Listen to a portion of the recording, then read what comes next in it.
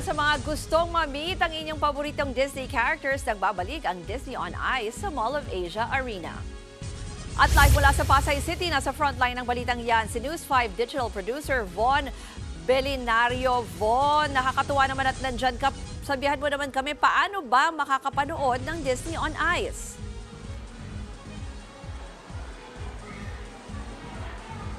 Ruth, hindi lang pang bata, no, kundi pang young at hearts din itong Disney on Ice dito sa SM Mall of Asia Arena. Kaya naman sa mga Disney lover dyan, ito na yung chance ninyo para makita at tipong makabanding na rin ang inyong mga favorite Disney character. Makisaya kasama si Mirabel at pamilya Madrigal mula sa Encanto, sina Queen Elsa mula sa Frozen, si Rapunzel ng Tangled, Moana at Maui, at iba pang well-loved Disney characters sa Disney on Ice.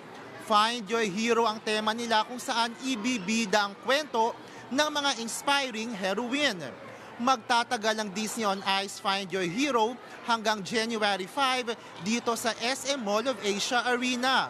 Kaya naman ang ilan sa mga batang manonood ng show naka-get up para ibida ang kani-kanilang Disney moment. Maging ang mga young at heart, excited nang makabanding ang Disney characters na all out ang performance sa ice skating.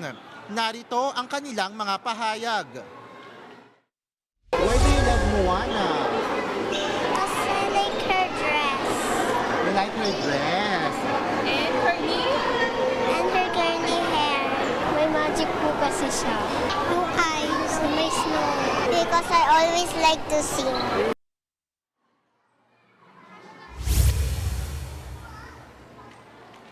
Ruth, ngayon no, patuloy yung pagpasok ng mga kapatid natin dito sa SM Mall of Asia Arena. No?